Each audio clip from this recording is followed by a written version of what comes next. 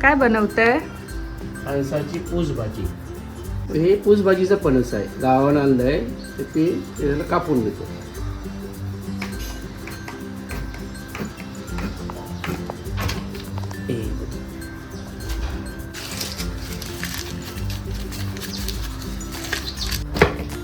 कापायचं आणि ते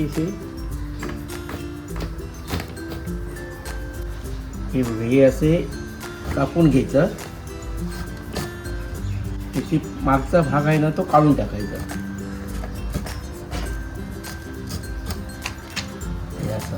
आणि ही थोडीशी पाव पण काढून टाकायची आणि हे असं एक बारीक एक करून पाण्यामध्ये टाकायचं. हे का तर हे काळं पडत नाही. त्याच्यात पाण्यात टाकलंच नाही, बाहेर ठेवलं तर काळं पडणार. 10-15 मिनटं ठेवायचं हे. मग ते काढून ते पाण्यातलं काढून मग कुकरमध्ये टाकायचं आणि उकडून घ्यायचं.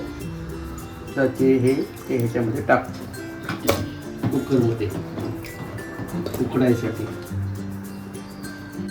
पाणी टाकायचं, हळद थोडी टाकूया, थोडं मीठ टाकूया. त्याच्यामध्ये उकळते पटकन. उकळत होतो. 10-15 मिनटं उकळायला लागतील. किती शिट्या करणार? 3. उकळ खोलून घेऊया आधी पहिला. आणि हे पाणी आहे ना त्याच्यामध्ये ते ह्या भांड्यामध्ये ओतूया.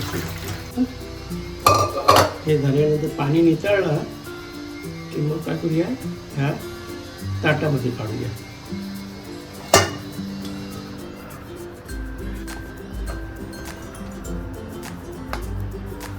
तर हे जरा थंड होऊ देत. मग याचे बारीक करायचे असेल बारीक करून घ्यायचे.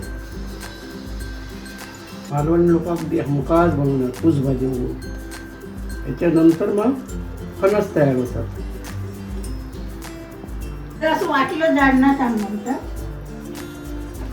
असं कुठचं झाड पाव पिढी अशी वाटली ना तर ते हाताने अशी करा.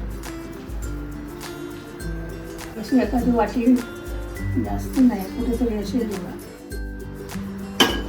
4 चमचे तेल टाकतो, कारण ह्याला तेल जास्त लागते ह्या भाजीला, म्हणून तेल जरा जास्त टाकतो. तेल गरम झाल्यावरती एक लसणीची एक पाकळ्या टाकायच्या त्याच्यावरती. एक कढीपत्ता, चमचा मसाला टाकून ह्याला भाजीला मिक्स करायचं. हे आता पूस हे केलेले ते टाकतो फोडणीला. हे असं थोडं परतून घेऊया. याला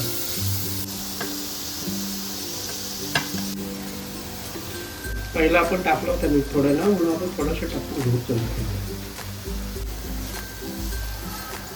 चवीपुरतं खोबरं टाकू बघा. ओलं खोबरं.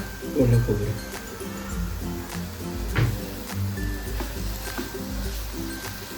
झाकून ठेवूया जरा.